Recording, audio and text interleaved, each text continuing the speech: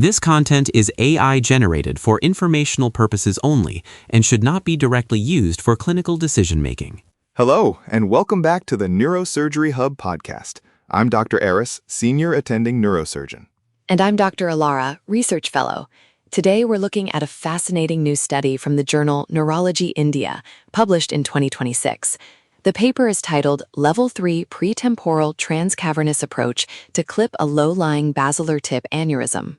This is a high-yield topic for our listeners. Basilar artery aneurysms, or BAAs, are relatively rare compared to anterior circulation lesions, but they are incredibly critical. Because of their location in the posterior fossa and their proximity to the brainstem and perforators, they carry a high potential for catastrophic outcomes if they rupture. Exactly. And the study highlights that while endovascular options have expanded, the surgical clipping of these lesions, especially when they are low-lying, remains a vital skill. In this particular case, the authors present a 60-year-old woman who presented with a modified Hunt and Hess grade 4 subarachnoid hemorrhage. A Hunt and Hess grade 4 is a very serious presentation. It implies the patient was lethargic or even in a semi-comatose state with potential hemiparesis. When you see that grade of SAH, the pressure is on to secure the aneurysm quickly and effectively.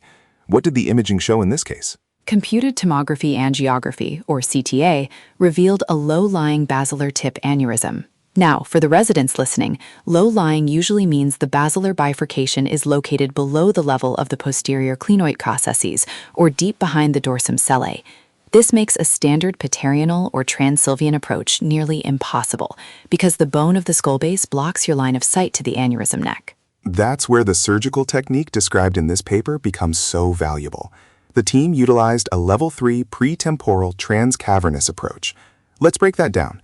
They started with a standard frontotemporal craniotomy, but the pretemporal and transcavernous components are what provide the necessary corridor. Right. By using the level 3 pretemporal transcavernous approach, the surgeons are able to create a wider and more inferior surgical window. The paper emphasizes that this approach is specifically designed to overcome the challenges of that low-lying anatomy. It allows the surgeon to work through the cavernous sinus area to reach the interpeduncular cistern and the basilar tip. It's a sophisticated maneuver. You're essentially expanding the space between the nerves and vessels to get a direct line of sight to the basilar artery.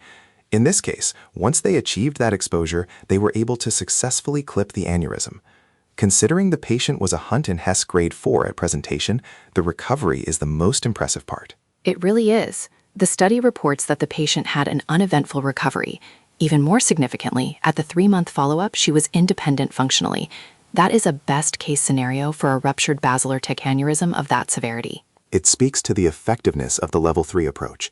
The authors conclude that this is a valuable surgical technique specifically for clipping low-lying basilar tip aneurysms.